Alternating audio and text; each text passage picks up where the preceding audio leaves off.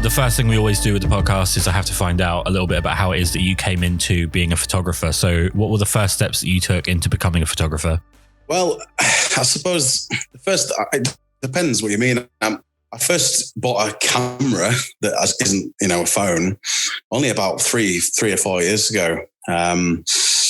I've always been into being out and about and snapping things, with the old phone or even the old disposable camera when I was a lot younger.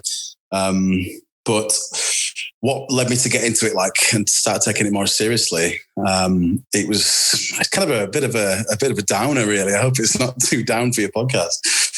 I was just a bit lonely, a bit bored.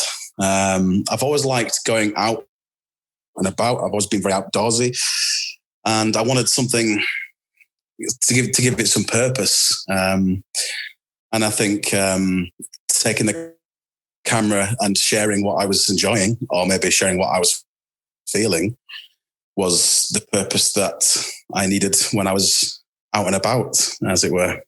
And on your website, it says that you had a conversation with one of your friends before you made your first big camera purchase, and then you kind of fell into landscape photography quite comfortably. So what was it that pushed you towards landscape?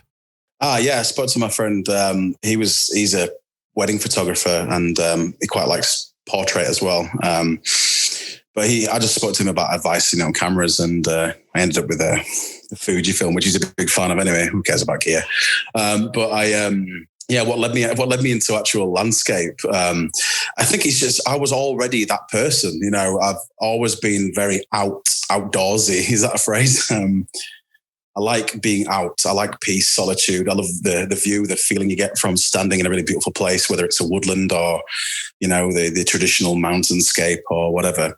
And I thought all my life I've been kind of into the outdoors. I'm not very, I'm not like, rock climbing type of guy or anything like that. I just like being out, and out in nature. And it comes a lot.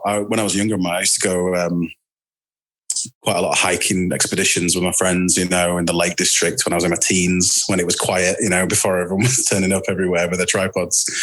And I just kind of fell in love with being, in somewhere really beautiful.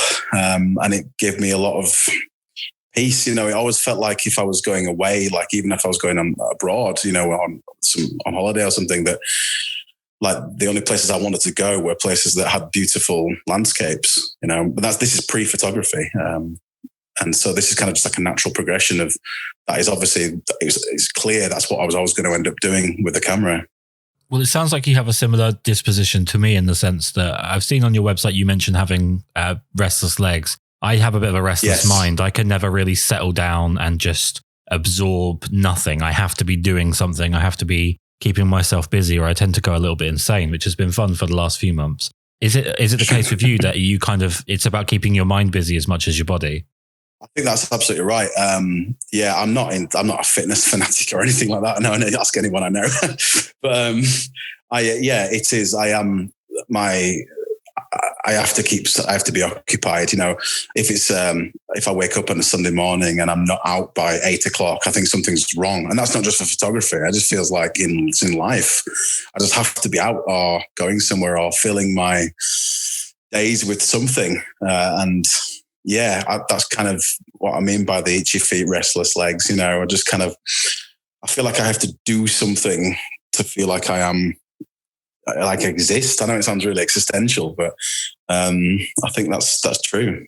I'm definitely there with you. It's something that like the lockdown, the pandemic made a lot more difficult. It's something that I think a lot of, especially obviously wonderfully capped off by the government, essentially shitting on people that work in creative fields. But I think creative people especially have suffered mentally tremendously over a lockdown, because they're not able to kind of exercise a lot of demons that they tend to do throughout their creative life. If we could just go back to something, because one thing that is a definite product of lockdown is that I am definitely not in physical good condition. I'm not physically in good shape. Is landscape photography something that really relies on physical fitness in terms of, strength and endurance? I suppose so. I don't know, really. It depends what you mean by landscape photography. I'm not very fit at all, but I've got stamina. So I'll I won't get up any particular, peak any quickly, but I'll probably do it eventually. But I mean, some people just like to wander in the woods, don't they? And that type of photography. Or I don't particularly. I'm not going up mountains very often at all. I wouldn't class myself as. I'm on my own a lot as well, which is another reason I don't particularly want to do that too much. Get a little bit frightened sometimes. I know it sounds silly, but yeah, I don't think you have to be super fit. I think saying that would probably put a lot of people off, where it's actually really good for you to be out and about, And if it wasn't for landscape, I probably wouldn't go much, as far as I do these days. So. Well, I imagine as well with the hiking and the traveling, even if you're just going for a wander in the woods, you've got to be economical to some extent with the gear that you're bringing, because you don't really want to be bringing, stuff that's not going to carry its own weight in terms of what you're going to get from it. My last podcast was with a landscape photographer who's based out in Colorado, and he has large format cameras, all of the tripods that go with it. And I still can't get my head around the mental and physical effort of carrying that much stuff, especially in a day and age when we are very conscious of how light cameras can be. Yeah, that's a good point. I did hear that episode. I do have quite heavy gear, actually. My tripod's really heavy. It's really big. I don't know why I got such a big one, but there you go. My lenses are pretty big, so it's quite a lot to carry. And actually, I have myself bought about a year ago now. I bought a large format camera myself, which I'm no good at it. So I've not shared any of the shots from it yet. I'm still learning.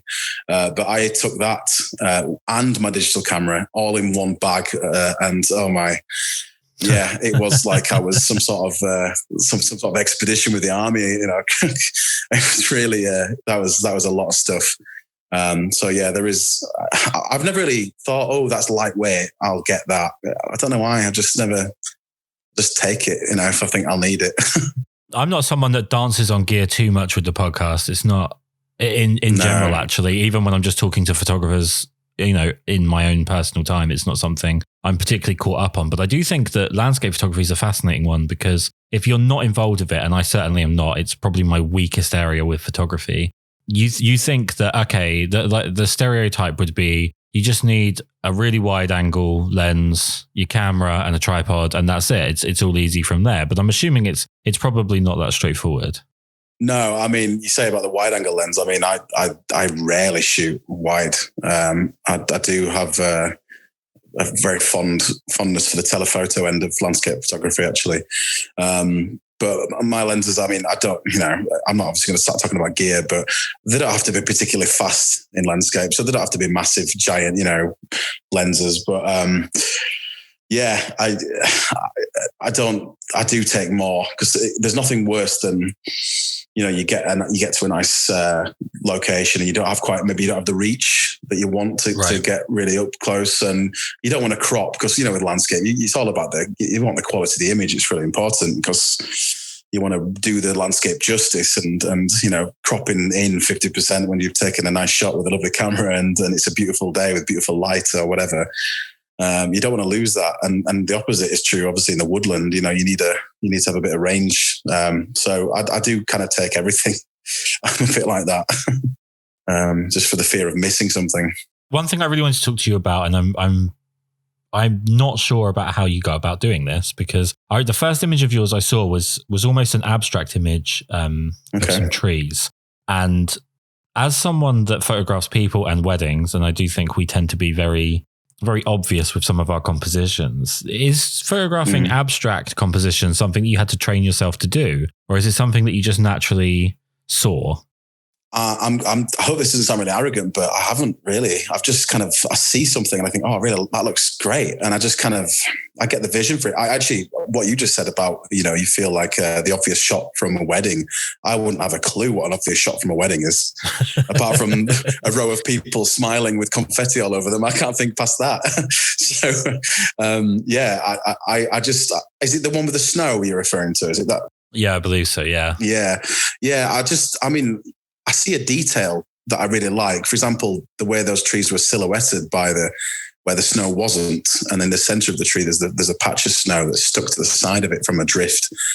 And that really sharp contrast on the trees, I thought, I love that. And that the image has to be about that. There's nothing else. The image needs nothing else apart from to feature that amazing one-off incident that doesn't come round. I mean, that's not going to happen again for 20 years. Yeah. It's never going to look like that. And the image has to be about that moment, that fleeting moment.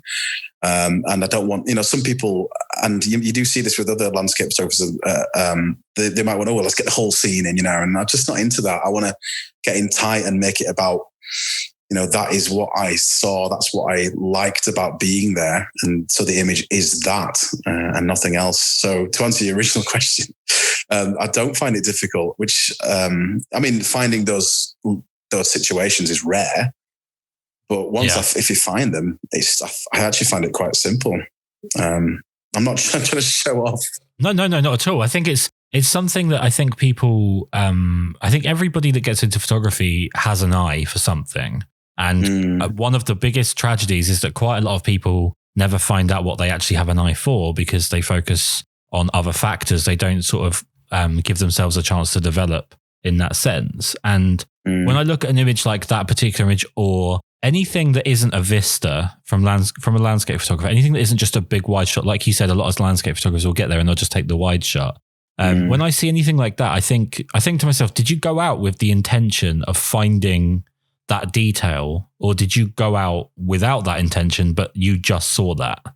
Yeah, that's a good question. And I think, I suppose that depends on where it is you're planning on going. I mean, some people, I do this. I just go out because I just want to go out. I'm in the mood to go out. The weather forecast might not look particularly exciting, or I know the location I'm going to, I've been there lots of times maybe.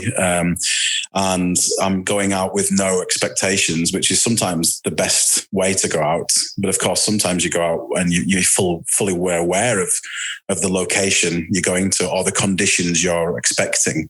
And you sort of pre-visualize an image or a situation where you might capture a nice scene. I suppose it depends. Like, for example, if you lived in the Southwest USA, and you think, I really want to take some beautiful autumn images of some lovely trees in a really arid environment, you'd probably pre-visualize maybe what that might look like, but maybe you haven't, and I suppose it totally depends really on your intent. But I don't like, for example, that tree shot, to go back to that, I had no intention. I had no idea that it was going to be there. And that was a total surprise when I got there. Well, see, the way I see it is, if I'm going to do a portrait shoot, I know who my subject is. I know where they're going to be. I go to them and I point the camera at them, and there's a lot more to it than that, but that's the gist of it. Whereas with what you're doing, there's a hell of a lot of intangible stuff before that. You have to kind of be able to understand and read weather to at least some extent. And you have to have your eyes open while you're traveling, because otherwise you're going to bypass a load of things. Like, I don't ever have to go out and search, a 4 square mile area to try and find a portrait subject, which is kind of essentially what a landscape photographer is doing, which is why I guess it's so dissonant for me to get my head around how you go about planning these things. Are you someone that comes back quite often having not got what you wanted? Oh yeah, a lot. I mean, the amount of times I go out and my camera doesn't even come out of my bag. Earlier on, when I was first, when I was first starting out, I'd take a picture of anything. But now, I might go.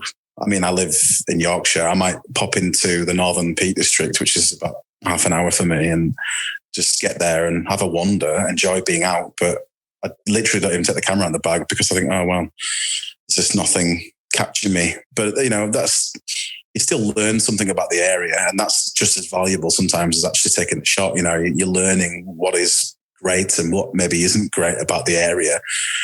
And it's kind of like the scouting process is really important. But yeah, there are some times where I come back with, if I do take some shots, sometimes I think, no, that might be okay. And I get back and I think, oh no. But usually it's getting more now that I don't actually take the shot. It's just a bit like, do I even enjoy photography? But I really do. It's just, I'm getting a bit, I know what excites me about the landscape. And now I didn't at first. Everything excited me at first, but I've got like a feeling for it, what I like, and how I like to express how I feel through the landscape. And so I know the situations where my camera will come out of my bag and where it won't. Is it something where, that's really fascinating. You go out, you don't even take your camera out. It's not something I can't imagine going to a portrait shoot or a wedding and just kind of wandering around and then just pissing off home. That'd be hilarious. Yeah, imagine turning to a wedding and say, "Oh, I don't like this. I'll leave my camera in my bag." I'll come back on Wednesday. The weather's meant to be better. Okay, so I've snookered myself a little bit with two questions that I have that basically run the same line, and I've got to pick one or the other here. I'm going to go with one. In general, and then I can get specific. In general, do you think that landscape photographers focus too much on getting the correct weather? So going for that golden hour, looking for something that, would make a good Windows Vista background, as opposed to potentially capturing something with some atmosphere? Do you know what? Yes, I do think that. Not of everyone, of course, but I suppose there are lots of different types of landscape photographer. There are people who just like to shoot everything, and that's fine. That's what they enjoy. There are people who take their style, I suppose, if I don't particularly like that word style, but you know what I mean? The people take their vision very seriously. But yeah, I think some people do.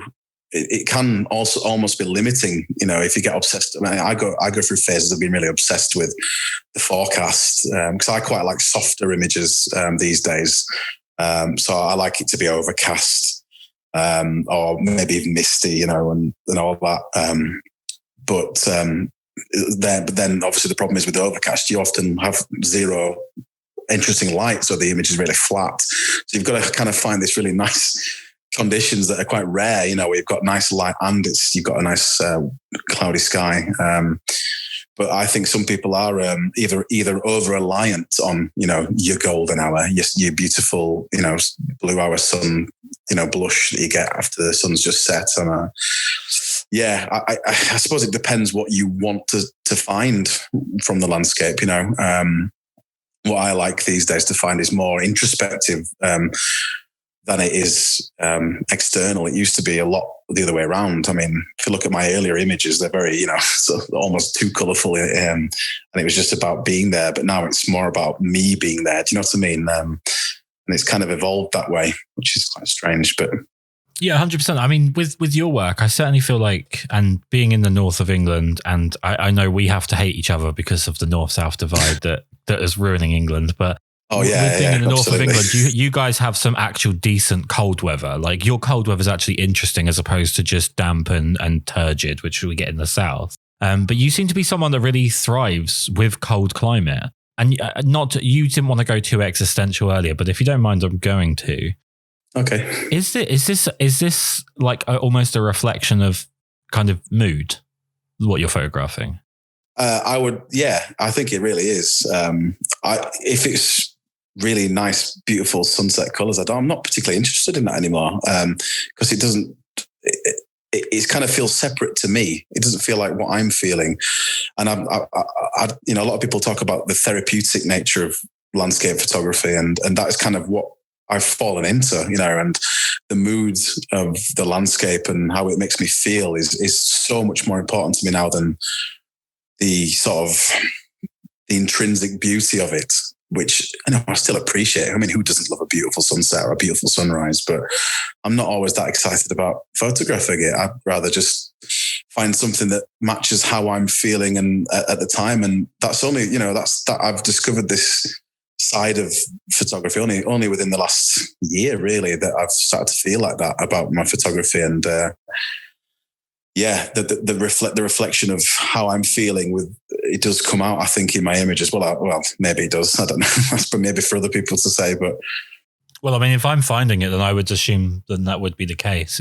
It's definitely something where I feel like I find a lot of landscape photography, and especially in sort of an Instagram age, a lot of landscape photography is kind of is box ticking, and it's here's a sunset at this location that you've seen 400,000 times done the same way. Whereas to see something that's kind of not only a reflection of what England or what the United Kingdom can be in general, but is also actually something that carries some atmosphere and some mood. It's something that stood out to me, and it's obviously the reason that we've ended up having this conversation. So I do think it's something that carries through. You're not always going to get everybody. I've had people before when, I photograph people, it couldn't be easier to pick up expression and people have missed it. So I don't suppose that you can always control what your audience thinks. I do want to ask you a question though, because you've taken some stunning shots of a place that I think is possibly the most underrated country in the world, which is Scotland. I think in terms of natural beauty, I think Scotland is completely ignored, and I can't imagine why. It's stunning. Yeah, I'm. Funnily enough, I'm there this time tomorrow. I will be in Scotland. It is my favourite place in the world. It may be an underrated country, I don't know, but not with photographers, I don't think. I think we know its beauty, and it's not just the place. I mean, the people. I just love Scotland. I love everything about it. And what keeps drawing me there, I feel the isolation a lot more. I think England is a very busy place. Wherever you go, you seem to find it's incredibly busy. And the spots that I really like to frequent, that I've been frequenting since I was a child, really have all become so busy. And I am one of those people. I'm part of the traffic, I'm not going to pretend I'm out, I am one of the crowd, but I do like to be on my own.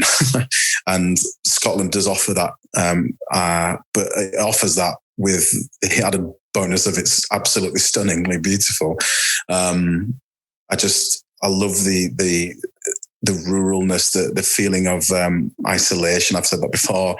It just makes me, the mood, it just matches, I think, how I feel a lot of the time. And I do feel very comfortable there. I'm a big fan, I must admit.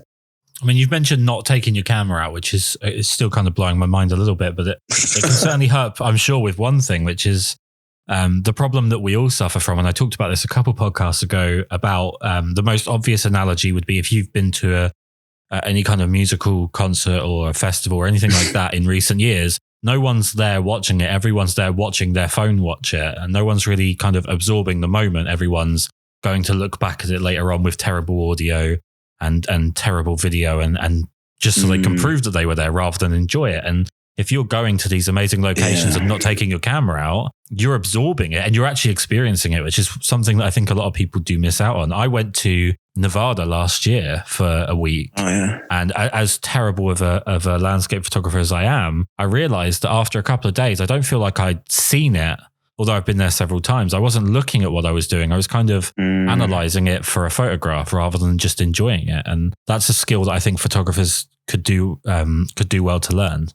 Yeah, I think you're absolutely right. And I'm just reflecting on the most recent music gig I went to, which is obviously a year ago, because obviously no one's going to gigs this year.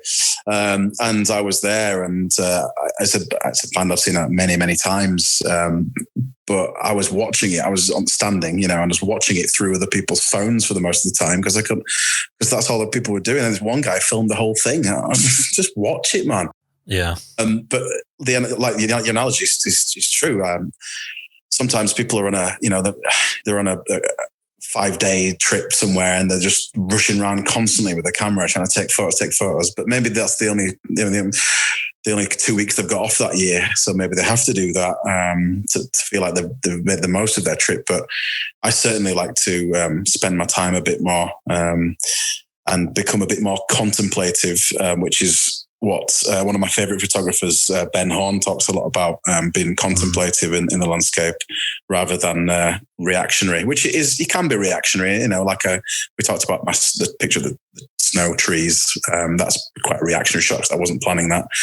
But the more I get into it and the more I understand why I do this, the more, the less I take my camera out of the bag and the more contemplative and more absorbing of the landscape I think I get. And I think it gives me more. I mean, of course, I love sharing the images and I love taking them home and looking at them and printing them out and what have you. But just being there is always better than the image for me, always. And if it was a choice between the camera and having the images or going out and being out, it's an easy choice for me. Let's talk about how you go about picking these images. So you come back, obviously on one of the cases where you are taking some. Your selection process, how do you go about editing yourself? Are you someone that you go straight into, Lightroom or whatever, and you're immediately going through and picking your photos, or do you let them sit for a while? What's the process? I'm a bit like a kid on Christmas Day. I'm ripping them up straight away. I'm just like tearing them up. Yeah, I have to look at them straight away, but I won't be done with them straight away. Like I know for a fact, I'll always, if I'm driving home from Scotland and I've been on a nice trip and I get home and, on the same night, I'm looking at all of them. I just can't wait. But I'll try and tell myself that to wait, but I'll never listen to myself. I will just start looking at them and I will start faffing with them on Lightroom. But I won't start sharing them or anything having completed them until a few days, maybe. Some images, I'll just let them sit for ages. Some of them I actually print out, stick on a little board I've got and stare at them. It's quite sad. But I do like to take my time once I've got over the initial glee of having new images to play with. So to answer your question, no and yes. That's pretty much all answers in photography. I don't want to give the game away for people that are listening to these podcasts, but it always feels like the answer to almost every question with any type of photography is like, no, but also yes. Yeah. So with portrait photography, fashion photography, and even to an extent, wedding photography, there's been an interesting kind of sociological turn the last few years, which is to do with retouching and the ethics of retouching, especially when it comes to like influence on young people, especially young women. There's a bit of a drive right now and I'm kind of glad, but basically to calm the fucking editing down, because we're basically creating cartoons at this point. With landscape photography, it's interesting because there are some people that seem to absolutely wildly change the look of their image to a point where even me as someone who wasn't there, who's never been to that place, I know it's bullshit. I know that the sky isn't that color. I know that the grass isn't that green or whatever. And at the same time, there's also the side of landscape photography, which I think is kind of the old school, which is like you don't edit your work to look any different than what it was when you saw it. The point is to make it look like what you saw.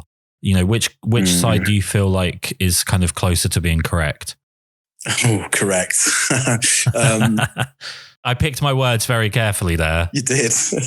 I'm going to be bold and say I don't like overprocessed images. I know a lot of people defend and of course it takes a lot of skill on Photoshop and what have you to make, and it can be done tastefully, but I can still tell, and it doesn't do it for me. I am really subtle. I try to be subtle with the edits myself, and I don't want to say anyone's wrong for doing that, because if that's what they really enjoy and that makes them feel good about the landscape, then great. But it doesn't make me feel good. I don't particularly like it personally. I've no problem with it, but it's just not for me. I much prefer it to try and look like it was when I was there. Well, it's a common argument with the portrait side of things to say that there's a skill to the retouch as a defense for over retouching. And I always think like it would be quite skillful to be able to kick yourself in the nuts, but that doesn't mean it's particularly a good thing. Yes. I don't know if I suppose kicking yourself in the nuts will get you lots of likes as well. So there you go. The analogy stands. The videos they have on these days. But I agree. I agree with you. I think it's just, it's not for me. It's not what I experience, and what I like to share is my experience. So, in terms of like the ethics of actual landscape photography, going out and visiting these places, you've already talked about the traffic that builds up where people learn about new spots.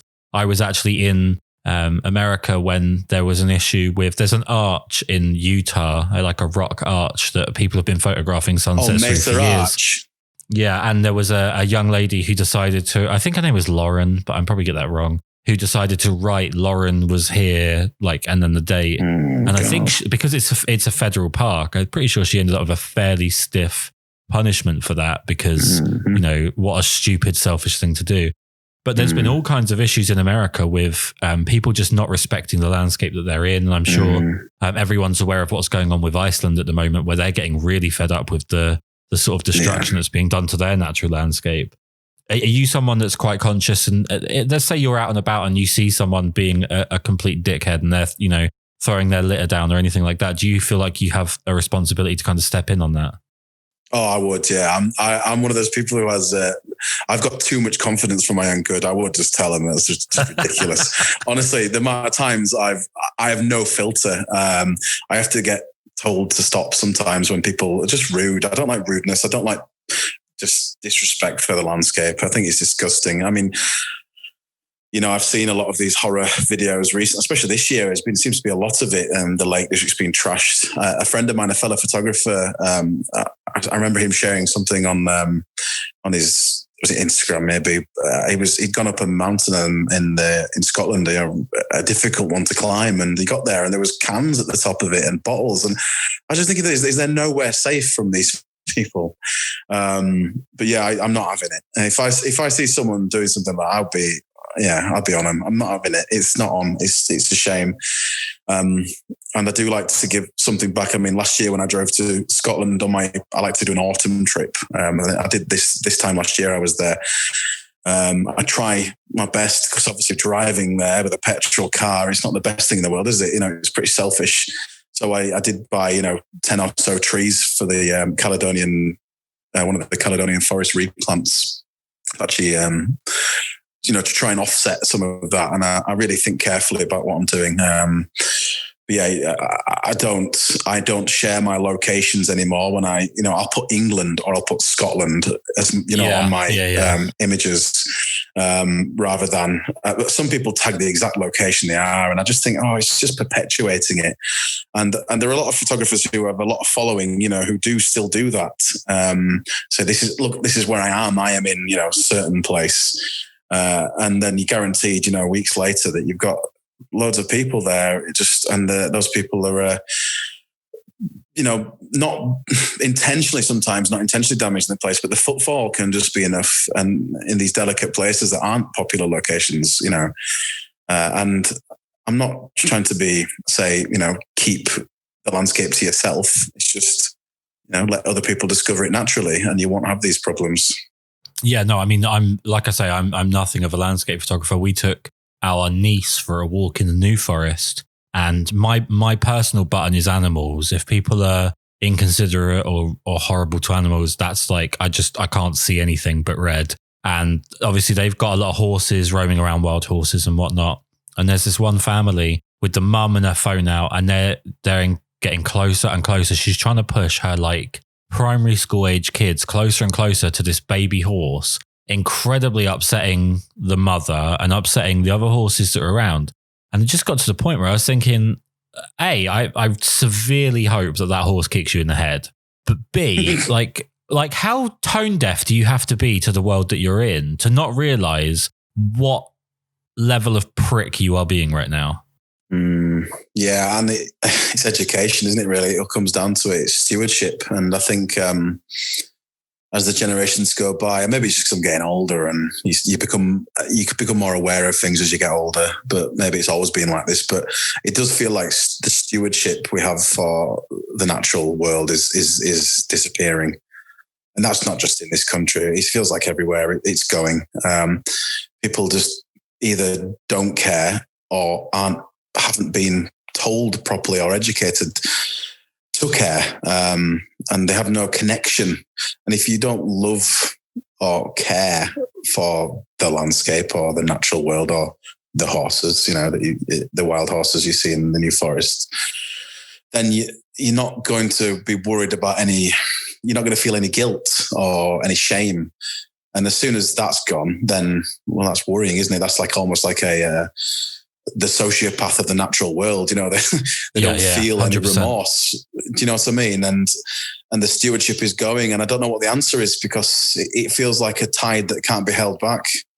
There's one thing that's going on that definitely is more damaging than one thing I'm fascinated with is unintended consequences. Is when, you do something for the right reasons, but it damages something else in another way, and how you mitigate those issues. And I genuinely think that this constant doomsday clock mentality that we have towards the environment, which is to me a little farcical, because the idea that a planet has done what it's done up till now, but will just suddenly evaporate in the next 12 years is completely stupid. What's actually incredibly likely is that it just becomes something that we can no longer inhabit. The planet will keep going, but we won't.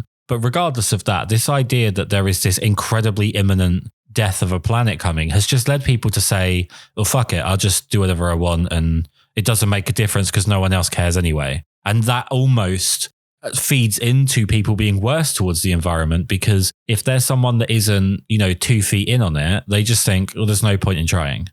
Yeah, I understand your argument. I've never thought of it like that before, really. I suppose like the whole it's broken anyway. It's like if you buy an old car that's, for 200 quid, you're not going to give a toss if you crash it into a wall, are you? Is that the mentality you're describing? Yeah, 100%.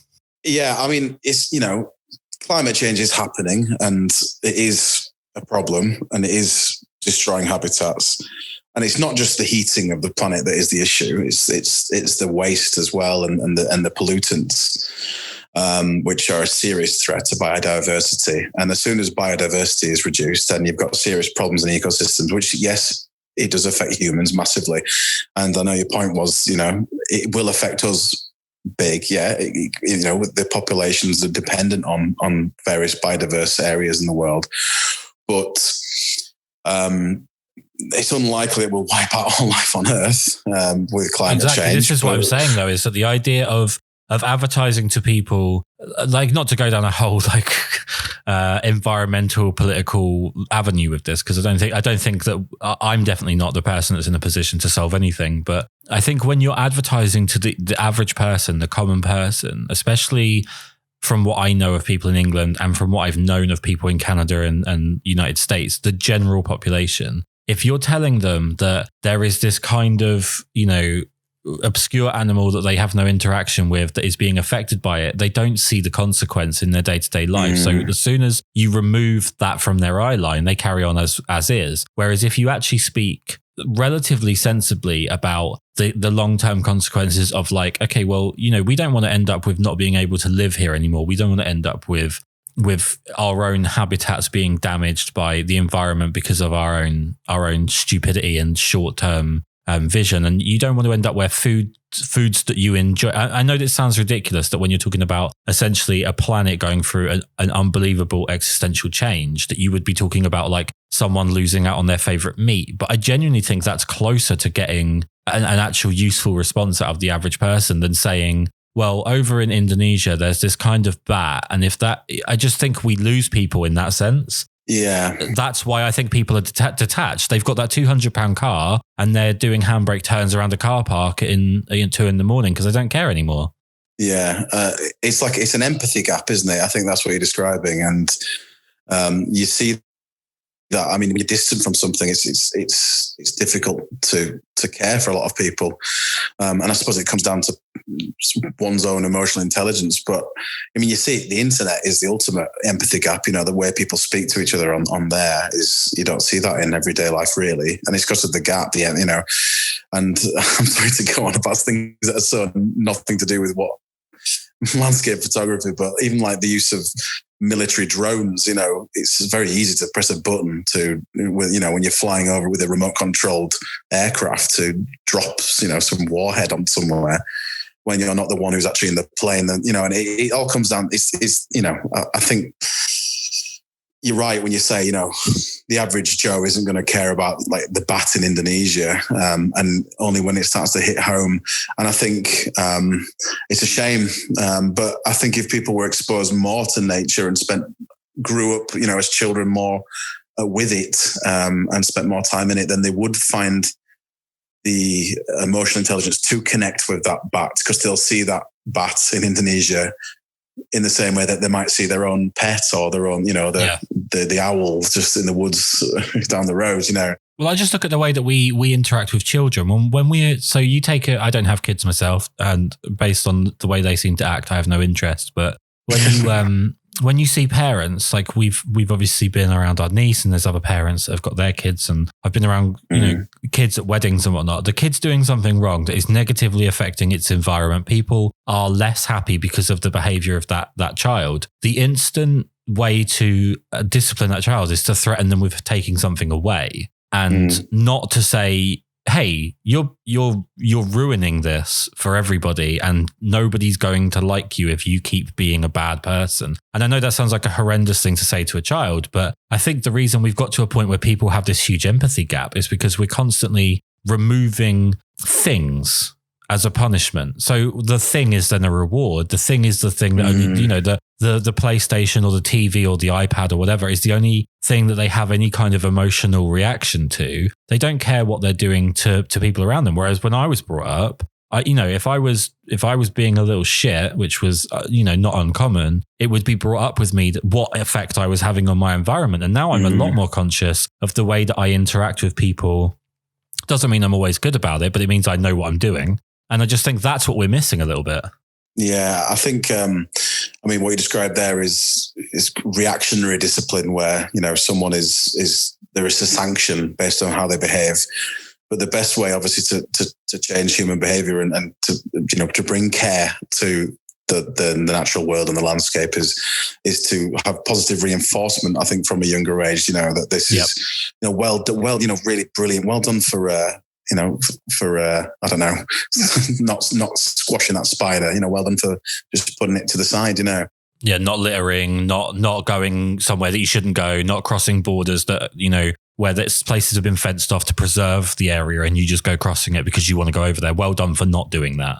Yeah, well, yeah. I think when they're younger, that positive reinforcement is you learn what's right and wrong from that. Obviously, when they're older, the mindset is a little less malleable. And the only thing that works for when people are older and still are breaking the rules is like you say, the reactionary type sanctioning. But it does. I think it does come from an early age. And I think once you get to a certain age, if you don't care about the landscape, there's not much. It's very unlikely that that's going to change very quickly. I think I know. Obviously, it was a couple of years ago when the David Attenborough's TV series, the Blue Planet 2, and there was this episode, the final one, that was mainly focused on ocean plastics, and the episode ended with him literally just pleading to the camera, we have to do something. And I was in tears watching that. It was really horrible. And I think that did a lot, because he was asking nicely and people were listening because you could see he cared. I don't think shouting at people works so much, maybe. And I've already said I'd do that today, I've realised. Well, that's reactionary. That's slightly different. It is difficult. Well, what I need to do as the person that's hosting this podcast is I probably need to steer this back towards photography, as it is in the name. You mentioned earlier about the way that people interact on the internet, and that's obviously something that photography breaches on quite a lot when you get people react to the work that you're putting out, or they react to the way that their work is critiqued or criticized or liked or commented on or anything like that. What do you do about looking for feedback on images? If you're not 100% sure on something that you've taken, are you someone that posts it and sees what the general feedback is? Do you have people that you go to? What's your method? Yeah, I do. I do actually have a few people that I will share something with prior to posting it. Not always. Sometimes I'm pretty just like, I like that. That's going. I'll share that. I really like that. I'll show other people that image. But there are one or two of the photographers that I will maybe share something with. There's a guy called Andrea Frappati who's a really, really fantastic photographer. I'll pop him as an image and say, listen, I really like this, but I just feel like it's not, something's, and we'll talk about it, and maybe it'll open my eyes, to something. It's really frowned upon, isn't it? For some reason, is critique of images online, especially on Instagram. If someone says, I don't particularly like the way you did that, I wouldn't react badly to it, but I have seen someone critique one of my images in the past, and a few of people who follow my work were just like hounding them. I was a bit like, what's going on here? It seems like they weren't insulting me. They were just saying, I don't particularly, I think you could have done that bit better. And I don't mind hearing that. It's not, I'm not perfect. No one is. What is perfect? But I'd kind of like to hear more of it. Well, I think it's something that people see. I'm personally not a fan of unsolicited critique, in the sense of, I feel like critiquing someone, you are in at least a small way asserting yourself as an authority on something. Yeah. And it's kind, to me, it's kind of, so I used to be a chef, and it kind of reminds me of food critics, which if you're a chef, or if you ever had any aspiration to be a chef and you imagine a food critic, you usually get quite angry instantly because there's someone that has no idea how to do what you do, but they're constantly telling you what you're doing wrong with it. Yeah, sure. And to that extent, I think that's kind of built into me. But the bigger problem is that people have had it kind of very easy for a long time, in that we're getting more and more protected from negative opinions. And, you know, my personal issue is the generations that have come through with the idea of haters. And this idea that anyone that has anything negative to say, it must be born of jealousy. It must be born of sort of self-insecurity, when actually, you know, the picture's fucking wonky or whatever. Yeah. I mean, if your picture's wonky, then you probably do need some critique, don't you? But I know what you mean. That it's a difficult one, isn't it? Because I think you can tell when someone is being really snide about your images and someone is generally offering support. I think maybe what people take offense with is because it's there, you know, it's like it's your gallery. You don't particularly want negative reviews stuck on the side of your gallery. You know, you want it to be looking like a paradigm of your work. Maybe that's what people take problem with, but it depends on the person as well. I mean, if you know them and you're already, you know, I mean, there is a photographer who will, like, he'll take a screenshot of one of my images and say, what's this got? What's going on here? And I'll say, oh, well, you know, I like it. Tough. But we've kind of got that relationship where that's fine, you know, but we do it in the messages, you know. But yeah, it's a difficult one. I like you say about the hater thing. There does seem to be like dogpiling, I think is the word, isn't it? When like someone says something and everyone like piles on them. And you see it with very popular photographers. They have a lot of defenders. So they seem to be immune from criticism. But yeah, I mean, do we have a right to criticize someone's work? It's art, you know. It's not a blueprints for a skyscraper, which you know needs critique. Yeah, I think the most important thing is that whoever's giving out a critique of anything is to just think what you want to come of that critique. Is it that you care about that person, you care about their work, and you want it to take a better path? And you think you've seen something they might not notice, or, you know, you have some idea of the vision that they've got in mind, but quite often I think that the concern is that you get people who just kind of wander in and they see it as an opportunity to kind of take a swing. Yeah. And that's, I think the dogpiling is where people see it that way. There is definitely an issue with popular, especially with Instagram, with popular people being kind of immune to any negativity and in a lot of cases actually encouraging that. And it's almost like we won't tolerate your intolerance kind of oxymoron situation. I do want to ask you about a couple of things, if you don't mind, because going through your About Me, and this is how we learn about people now. We read about their own words about themselves. So that's why the podcast exists. Obviously, to start off with, you mentioned in your About Me about your granddad, and I just thought it was really interesting. I'd love to hear a little bit about that. Yeah, he was, I mean, how old am I? He was, I think he died when I was 21. But my granddad, my mum's dad, Edwin or Ted, he was a massive influence. I'm very like him. I think my family always say that I'm very like him. He was a Peak District Ranger for quite a while in his life, you know. So he's very outdoorsy. He was always out with his dog, and I don't just mean like taking the dog for a walk around the neighborhood. He was out. You know, he was out, 100 miles away before I even had woken up most mornings, you know. Right. And I do get a lot of that from him, definitely. Very restless. I mean, he spent a lot of time away when he was younger in the Second World War. He was in Burma or Myanmar, whatever we call it these days. And he was over there for a very long time and came back. And he was he was always quite restless. And very interested in everything, and especially very interested in nature. And I think I've got a lot of that from him. And the phrase he always used to use, which was, he loved being out before the world was polluted by people, which is something that's always stuck with me because when I'm driving home after being out in the morning and people are still getting up it's a nice feeling. You know, it feels like you've got VIP tickets to nature. You know, you've had the access all areas before everyone else has even got there. It's nice, and I do take a lot of influence from him. I mean, I do see Peak District Ranger as being like a really cool English version of a Power Ranger, where it's just like muted colours and drizzle. It's lovely. Another thing that you mentioned in there, and I'm quite surprised, maybe I'm going to spoil something, or maybe I'm completely on the wrong course here, but you're interested in diving. Oh, yeah. And I'm just curious if there's anyone to incorporate photography in with your diving. Well, I haven't been diving for about 2 or 3 years, to be honest. I don't know why it's on there, just because it makes me look cool. But I did a lot of diving. I've done, since I was 18, I started. I was lucky enough to go on a biology field trip to Malaysia when I was 18 when I was doing my A-levels. And we learned there, and it's gone from there, really. I've taken a GoPro and filmed a bit, but I've never really taken any serious intent of photography underwater, which is something I've thought about.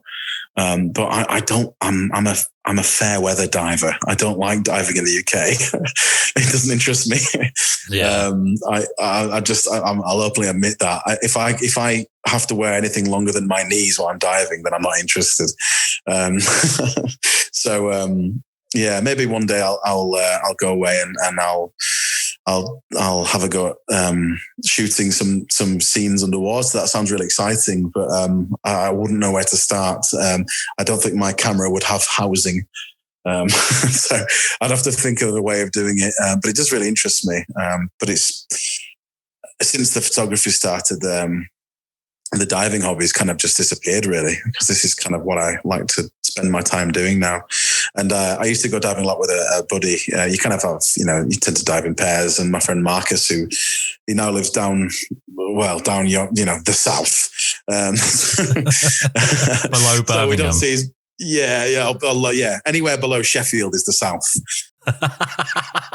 That's funny. Do you know what's so funny about that is I always say that anywhere north of Watford is Scotland. So yeah, I'm with you. Well, I say that about York. And anywhere south of London is France. Yep, 100%. Yeah, but so that's kind of just faded away. But again, it's just another example of a hobby that takes me out and about, and I do love it. And I'd love to do it again soon. On hobbies here, cinema, movies. I'm someone that's massively influenced by movies. I'm a huge cinema fan. I go when we're allowed to. I go maybe 4 or 5 times a week to the cinema. We have a ridiculous Blu-ray collection. We're the only people left in the world that apparently buy Blu-rays. What is there like an overlap between your interest in movies and then photography? Do you ever take influence from it? Do you know what? Until you said that, I've not considered it. But now when I think of my 2 favorite films, you're going to laugh. My favorite film is, I don't know if you know, The Life Aquatic with Steve Zissou, which is a Wes Anderson film. That's my favorite film. It's flawed, but I love it. Which is a film that predominantly features diving. And my other favorite film is The Lord of the Rings, The Two Towers, because my mum used to read it to me as a kid. So it's been part of my life all the time. And that particular film, I really love it, which is very landscape heavy cinematography. So when I reflect on my 2 favorite movies, there you go. So maybe yes, I think the answer is yes. My favorite movie of all time is The Revenant. Oh, The Revenant's fantastic. Oh, I was going to recommend it if you hadn't seen it then, because I think it's a landscape photographer's wet dream. Yeah, it's wonderful, isn't it? Yeah. It does give me anxieties of bears, but it is a wonderful film. Yeah, I really like that film. Do you know what? Since I've been into photography, I do really, really appreciate cinematography more than I used to. I remember there's a few films I've seen recently, like the most recent Blade Runner 2049. The cinematography in that was absolutely just out of this world. And things like Mad Max, the latest Mad Max film, was really stunning cinematography. And I've really started to enjoy that actually when I'm at the cinema.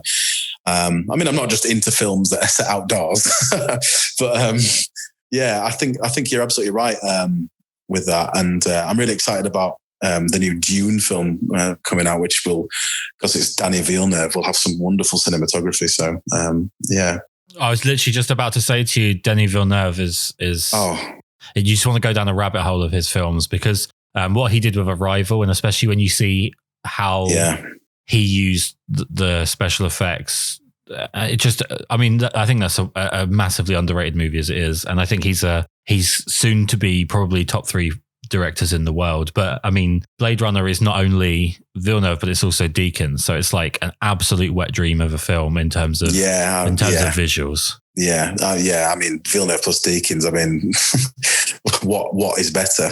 You can't go wrong. I'm a huge fan of his. I must admit, really. Blade Runner. I've always loved Blade Runner. It's my dad's favorite film, so it's kind of always been part of my life. And then when the new one came out, just wonderful. Last thing, we need to let you get back to the real world and not have to listen to my appalling Southern accent. But you're someone who I believe has a belief in printing of images and having like tangible prints as opposed to just stuff that's on a computer, stuff that you can double tap on. Why printing? Why do you like printing? Yeah, I think I just like physical things. It's nice to share your images because I do really like the feedback, and it is nice when people like your stuff. It's lovely. But it's not why I love photography. I love being out and about, and I love when I'm at home. I like to have that available without having to get my phone out of my pocket. And, I do hang a few of my prints. I do buy a lot of other photographers' prints. I'm a little bit of a collector. So I just love the process, the craft. It's really tactile and nice paper with a nice bit of texture and the how slow the printer is and just the process of having to soft proof your image. So it's just that whole thought process. It's just, I think it's quite a meditative thing. It's almost like a Zen tea party where you're just going through the motions in a really nice and calm way. You're not in a rush because it's not, you're not trying to capture light in the landscape. It's already done. And so now you're just really enjoying working with your image and really enjoying bringing it to life one more time. It's really lovely to have the print, and I've got one or two of my own up, and just seeing them printed large. It's just lovely. It's really nice, and it is the process I think that I enjoy more than the end product actually. Something as well, photographers should have up in their house is they should have prints up, even if it's not of their own work. Especially if it's not prints of their own work, they should be keen to have physical prints of other people's work to inspire them. And we're going to get to the plugging you part now. But if I can make a suggestion to people that are listening, if you're going to have a look at getting a print from James, my personal recommendation would be, I really like Frozen Symmetry, but I feel like the ones that are going to go down a treat is either Pastel Tempest or Breathe. I think those are 2 prints that are just designed to go on a photographer's wall. So let's plug you. Thanks. Let's get people going over to, I don't have people on this podcast. I have turned people down in the past if I don't like their work. So I reach out to people whose work I really love. I want people to find your work. That's the whole purpose of doing this. So let's get people to your website and let's pressure them into buying some prints as well. So how can people find you? They can find me on Instagram, which is James Lane Photography. And conveniently, my website is jameslanephotography.com. I don't particularly use Facebook or Twitter very much, so don't bother trying to contact me on those. But Instagram or my website, yeah. Yep. So everyone should be immediately right now going over to follow you so they can keep up to date. And like I said before, my personal preference would be Frozen Symmetry, but I'm going to say Pastel Tempest or Breathe are probably going to be the 2 that most people go for. I actually also like Ocean Paint. It's got a wonderful abstractness to it. I mean, you know what it is, but it looks like it could sit on a wall as a huge print and kind of you could get lost in it. I do like that one. It's funny you say Frozen Symmetry and Pastel. What do you say? Frozen Symmetry and Breathe. They're the 2 ones that I've actually got up in my house. So there you go. Good choice. Great minds. Yeah. Well, thank you so much for taking the time to do this. It's been an absolute treat to talk to you. Thank you. My pleasure. Thank you very much for inviting me. It's an honor.